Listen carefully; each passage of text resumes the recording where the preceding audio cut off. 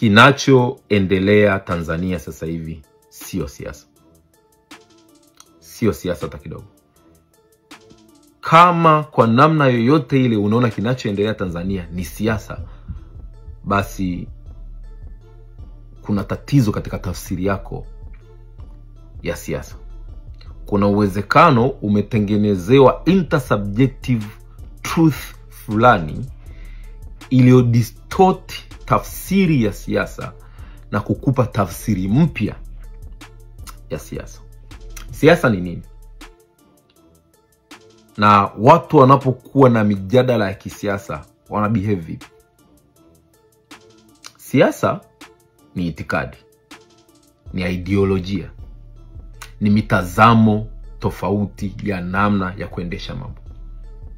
Mnajadili siasa pale ambapo hawa wana approach hii ya uchumi na wanaamini kabisa approach hii ndio itakayoleta maendeleo kwa taifa, lakini wale wengine wanasema hapana, approach hii ya uchumi ndio yenye manufaa zaidi, na kila mmoja anatoa sababu zake na yule mwenye sababu za msingi anapata nafasi. Hapo mnajadili siasa. Mnajadili siasa pale ambapo mnaweza kukaa na kudebate kuhusu vipaumbele. Yapi ni masuala ya msingi yanayopaswa kupewa kipaumbele katika taifa na yapi hayapaswi kupewa kipaumbele katika taifa? Yapi ambayo yana deserve uwekezaji wa hali ya juu kwa wakati huu na yapi ambayo yanaweza kusubiri?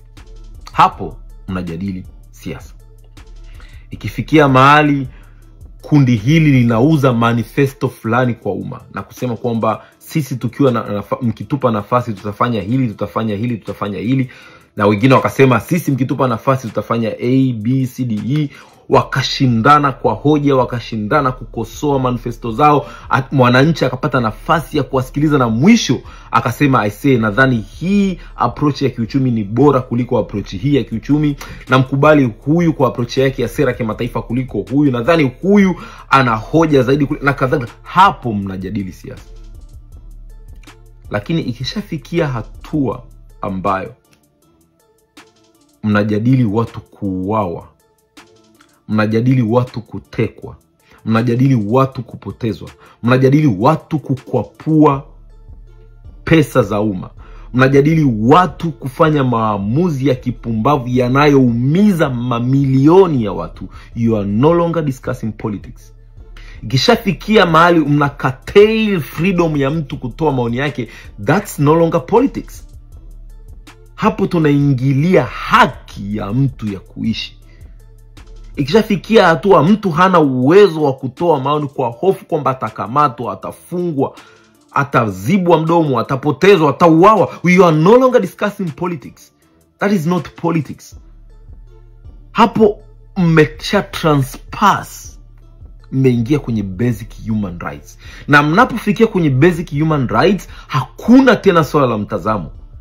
Inapofikia hatua ambapo mmoja anakamatwa, anakuwa persecuted kwa sababu tu alitoa maoni fulani, hapo hakuna tena swala la mtazamo. Hapo ni swala la uhai wa mtu, ni swala la haki za kibinadamu za asili za mtu. Ikishafikia hatua mtu mmoja au kundi moja linajiona lina uhalali wa kuondoa uhai wa wengine, that's no longer politics. We are not discussing politics anymore. Hapo tunazungumza ushenzi, ukatili, uhuni, uuaji. Tunazungumza masuala ambayo ni kinyume kabisa na ubinadamu. Inapofikia stage hiyo, hakuna compromise. Hakuna kusema kwamba sisi hatuzungumzi hili kwa sababu sio mtazamo wetu, kwa sababu aliendana na itikadi yetu. No, hakuna itikadi ambayo inaona mtu ni kama mbwa, watu wanaweza kauliwa muda wote au wanaweza kaumizwa muda wote. No. Kama upo katika chama ambacho kina imani ya aina hiyo, chama ambacho kinaamini kwamba kuua mtu ni siasa, chama ambacho kinaamini kwamba kuumiza watu ni siasa, that's not a political party. Hicho ni chama cha washenzi, cha wakatili. Hilo ni genge la washenzi waliovaa koti la chama cha siasa. Tumefika mahali ambapo tumekawaidisha sana kiasi kwamba watu wanafanywa ukatili wa hali ya juu, and then sisi tunajadili kama vile tumeangalia movie tu, jambo likaisha. tunashabikia zifu ni mechi ya Simba na Yanga, kwamba ni washabiki wa Yanga wanafurahia kwamba washabiki wa Simba wanaumia, au ni washabiki wa Simba wanafurahia kwamba Yanga amepoteza. No, we're talking about human beings here. Tunazungumza kuhusu watu, binadamu wenye mifupa, ngozi, nyama, damu, ambao wanapotezwa, kesho hawaonekani tena. Tunapozungumza hivi Mdude Nyagali hayupo kabisa. Ni mwaka mzima sasa hivi soka hayupo. This is not politics. Huyo anajulikana kama Onesmo Mushi, ambaye ameweza kuzungumza zile maneno zenye ziko straight kabisa, ambazo anazungumzia kuhusu utekaji ambao umekuwa ukiendelea pale, na ameweza kutaja watu ambao waliweza kupotezwa, Soka, Mdude na wengine ambao wamekuwa wakitekwa sasa hivi kama Polepole, na kuna ule kijana wa TikTok anajulikana kama Ramso ambaye ametekwa hivi majuzi wakiwa walifuatana. Polepole akatekwa kama siku ya jana na kijana Ramso akatekwa kama siku ya leo. Sasa Onesmo ameweza kuweka point zake straight akisema sasa hivi hakuna story ambayo sasa ni ya kisiasa, manake kama ingekuwa ni siasa watu wangekuwa wanazungumzia siasa, lakini sasa hivi watu wanazungumzia kutekana, kuuana, kufanyiana umauti, kufanyiana mabaya. Na sasa anaweza kusema hiyo ni kitu ambayo haiko sawa. Inafaa kukua watu wanatoka na hoja, huyu anasema hivi na yule anatoa hoja ambayo yenye ni kamilifu kabisa, unapata yeye anapata nafasi. Lakini sasa hivi ukikuwa unataka kufanya freedom of speech, unapata haupati nafasi yoyote kwenye nchi yako, haupati kitu ambayo ni yoyote unaweza express, which inakuwa ni ngumu, manake hata waliotekwa sasa hivi ndio wameweza kufungiwa, lakini pia kuna watu wengine hawajatekwa wanafanya zile vitu. Kuna watoto wadogo ambao wameweza kujitokeza sana nje na wanaanza kufanya vituko, na hiyo Onesmo anasema inaweza kuleta mchafuko wa nchi, na ya siku moja itafikia mahali unapata watu wataweza kuchukua Tanzania ikuwe ni yao. Na ameweza kuikemea sana CCM akisema wanafanya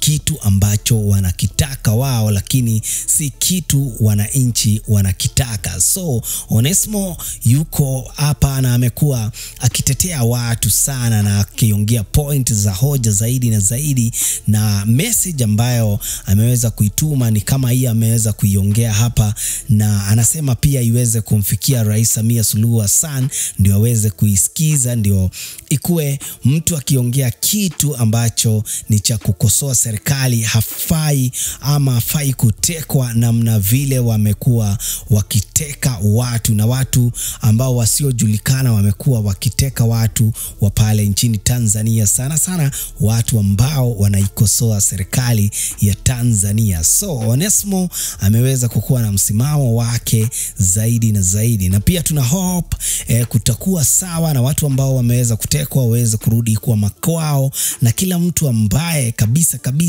ameweza kukua hajapata haki yake pia pate haki yake. So naitwa presenter Nilan ama Dr. Benny, nikiripotia ndani ya Black Mind Production Media. Black Mind Production Media, great in greatness.